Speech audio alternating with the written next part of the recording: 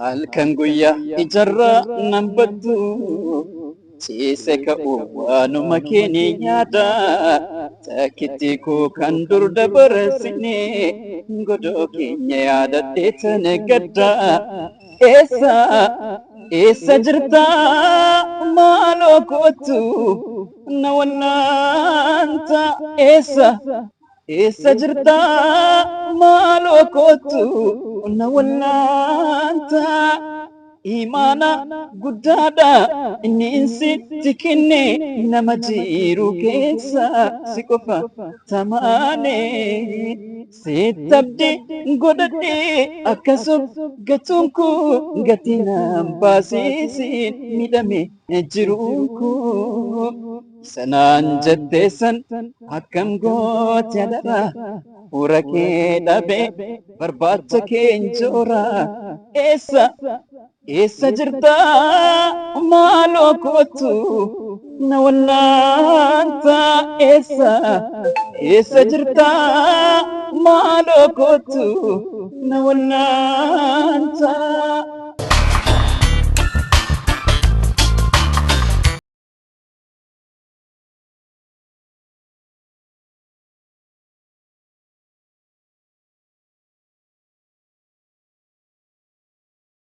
Wanti daawwattoota Forex Entertainment jirra jirti siningichaa qophii keenya qara jaalalaa qabannee dhiyaanneetu jirraa sagantaan keenya qara jaalalaa onnee jaalalaa jedhamte kan itti wallaannuu fi jaalala fala dhabde kan fala itti barbaannudha. Egaan akkasumas ammoo xalayaawwan daawwattoota keenyaan barraa'anii nu bira dhaqqaban qindeessinee kan isin biraan geenyu ta'a. hanga xumura qophii keenyatti nu faana turan afeerraa keenya arraan kana qophii kana wanti adda godhuu fi akkasuma sirba caaluti wanni keenyee fi abbaan ergaa jaalalaa kuni walaloo sirba haa caalu kana barreesse boodarratti akka itti aanu kanatti yeroo hedduu sirboottan nuti ittiin jalqabnu seenaa sana wajjin waan wal fakkaatuu fi akkasumas ammoo ergaawwan xalayaa sana keessa jiru wajjiniin kan wal fakkaatudha waan ta'eef egaa akkuma beekamu jaalala keessatti jaalalli fala gooytaati.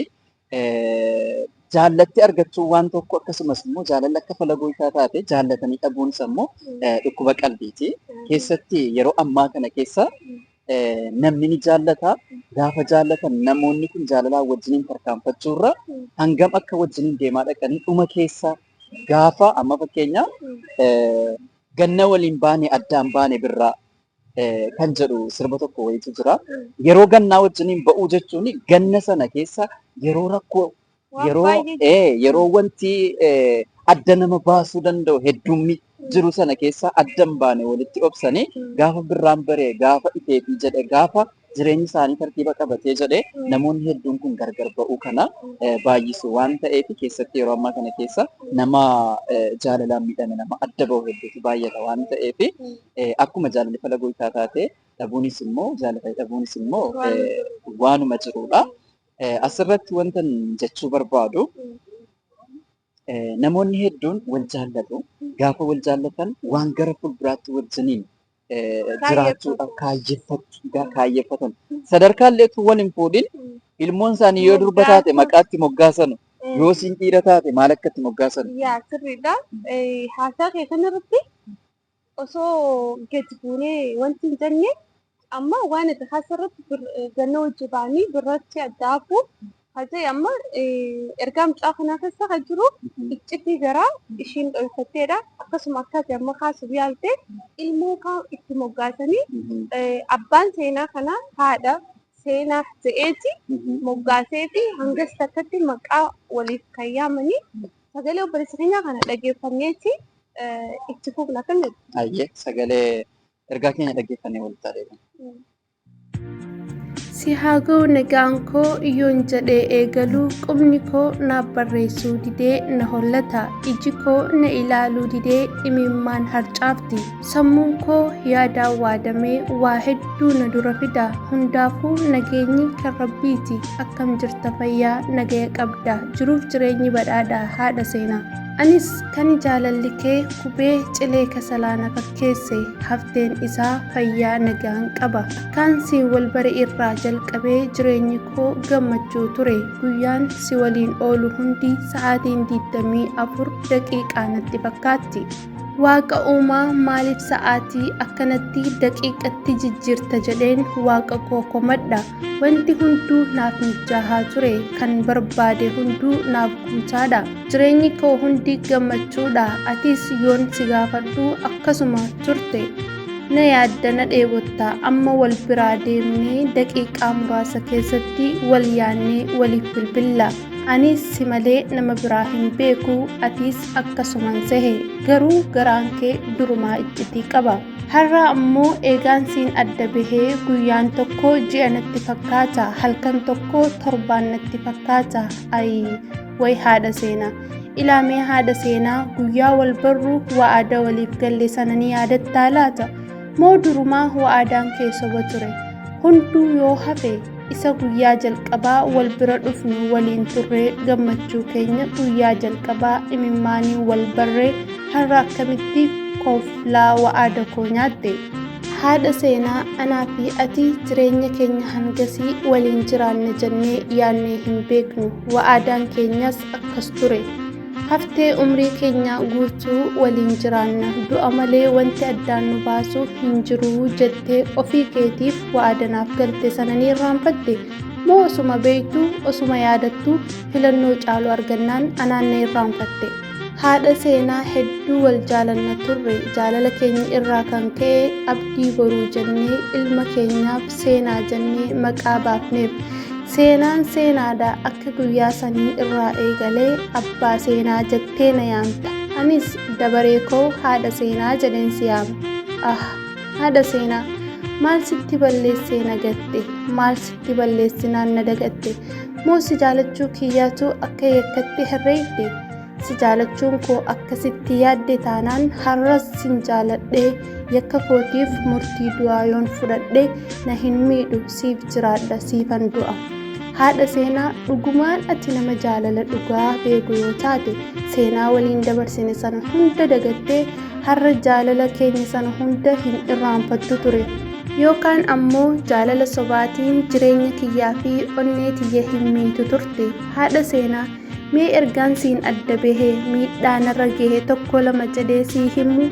Natti gammaddamoo naaf gaddi talaata? Lakkee hin himadhu, atuu ni beekta waan hin taheef ani akkas tahee akkana tahee jedhee himachuu koo miidhama qaamaa fi qalbii koo dhagahuun kee si gammachiisa malee anaaf akka ati hin rifanne niin beeka. Ani ammoo har'allee jireenya dukkanaa keessa taa'ee siif hawwa, ofii kootiif gaddee siif gammachuu hawwa. Haadha seenaa, jaalallee kee durii hedduu si jaalatu. Sa'aad Abbaa Seenaa. Egaan daawwattoota keenya ergaa keenya dhaggeeffannee yookaan xalayaa keenya dhaggeeffannee walitti deebineeti jirra. Akkuma beekamu akkuma ture irratti kaasuudhaaf jennee abbaan seenaa keenya akkuma nuti jennee wal jaallatu turanii wajjiniin amna dheeraa deemanii karooras wajjin karoorfatanii akkamitti akka wajjiniin jiraatanullee ilmoo argatanullee yoo durba taate maqaan isii maal akka ta'e yoo dhiira ta'e maqaan isaa maal akka ta'e sadarkaa walii moggaasanii maqaa ofii dhiisanii maqaa ilmoo isaaniitiin wal waamurra jiru jechuudha. Seenaan seenaadha jaanii seenaa gaafatanii yeroo dheertuuf deemaa dhuftanii akkuma amma gaa'etiin sagalee isaa dhaggeeffatanii sagalee isaa keessatti wantootni inni fayyadamu hatta hanga sa'aan takka sekandiitti guyyaan immoo sa'aa ta'utti baay'ee inni amanuu jaallachuu hunduma guutummaatti waan isaa hunda kanneen wajjin deemaa ture. Dhumarratti immoo akka isiin garaa dhoofachaa turte yookaan immoo iccitii irraa qabachaa turte wa'aada waliif galanii ture. Wa'aada san akka isiin hin guutin itti kan nyaataa jiru. Miidhama obboleessa hanga kana amna dheeraa wajjiniin turanii inni hanga jaallatu baay'ee beeka malee hanga isin jaallatu tariitii beekuu dhiisuu dandeessa. Namni tokko hanga ati jaallatu beekta malee hanga namni si jaallatu hin beektu. Iccitii kan kee baasetti himuu dandeessa. Iccitii nama sanaa guutummaan guutuutti beekuu dhiisuu dandeessa. Nama of beekta malee nama sana keessa isaan beektu waan ta'eef sadarkaan hanga kana iccitii si garaa sitti dhuskattee wajjiniin jiraataa turte erga abdiitti godhatee sadarkaa maqaa si'isee maqaa ilmoo gara fuulduraatti argatan wal waamuun kuni hanga kana hanga ga'utti maaliif akka callistee jaallalaa turtee fi erga sadarkaa kana jaalalli jaraa ga'ee jedhee maaliif akka inni adda citu kan barbaadde namni tokko waa lamaaf si barbaada.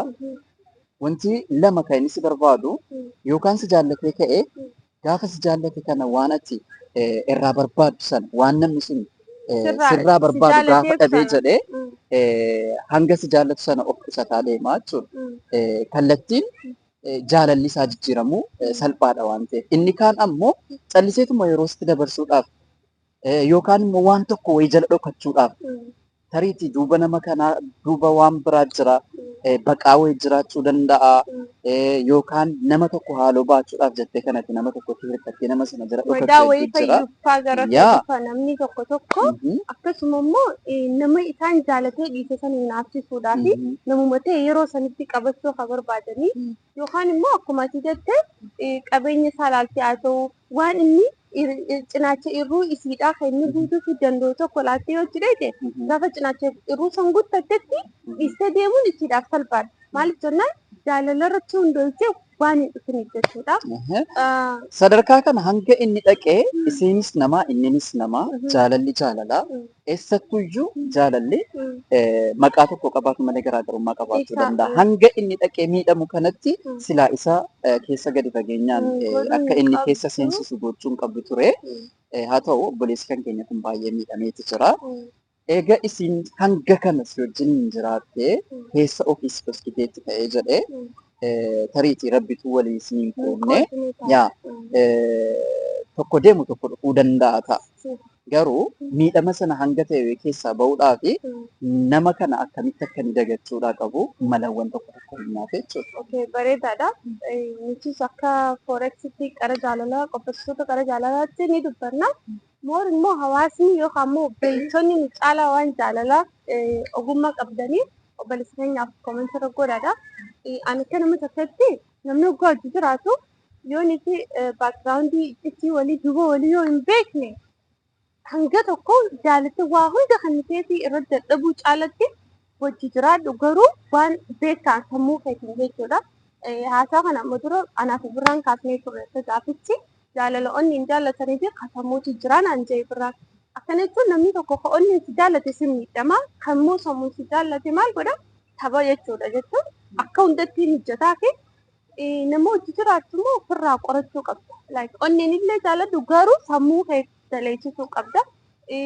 Riqicha akkamirratti namni kun jala hafuu danda'a yookaan immoo maaltu yoo duuba keenyaan uumame akka salphatti adda baane ta'e tilmaamuu qaba. Abdii guutuu jireenyi guutuu nama xiqqaafettanii ta'e gana ofiifuu walitti dhufee gana deebitee moggaasa daa'ima waan baay'ee akkasitti ni hawwaa ilmi namaa hawwi namarraan cirtu ta'e immoo wanta jaalattu keessatti waa wayii beekaadha.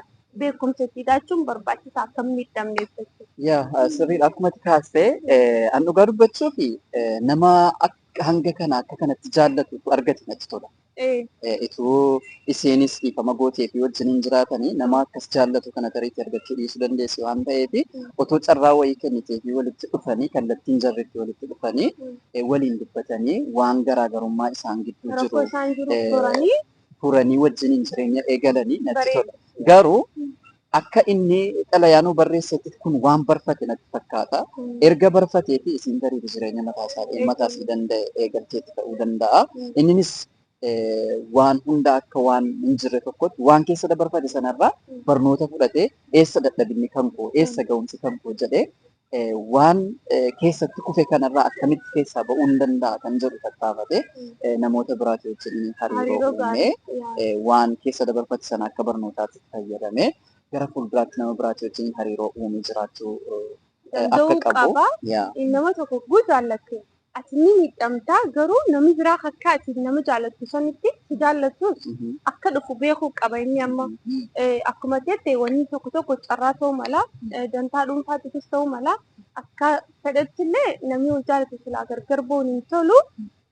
Ammas namni wal jaallatu baay'een hin milkaa'u because sababa xiqqaa tokkoo fi wal hubannoo dhabaaf wal dhabaa nuti gaafa nama jannaa waan jettee Yaa qabaatti. akkasii sagantaan keenya har'aa kana fakkaata. Kan akka kanatti nu babbareechee uffata aadaadhaan akkasitti nu faayee mana uffata aadaa haadha caayaati yookaan weellistuu artist Gaaddisee Shamsaddiintu ispoonsara nuu ta'ee namoonni uffannaa aadaa bifa barbaadaniin ammayyaadhaanis ta'ee akka aadaadhaanis ta'ee bifa barbaadaniin diizaayin godhatanii akka inni isiniif hojjetamu namoonni barbaadan hundi keessanuu karaa lakkoofsa armaan gadii kanaan artist Gaaddisee Shamsaddiin argachuu dandeessu. Biyya adda addaa keessanii Ijiptis haa ta'u biyya biraas yoo ta'e kallattii barbaadanii waan barbaadan mana yaa Warrootni biyya keessallee biyya alallee uffata isaa ammayyaa ta'ee fi kan aadaa duriitillee order godhatanii biyya barbaadanitti Oromiyaas biyya Kaayiroo Ijiptis ni jira.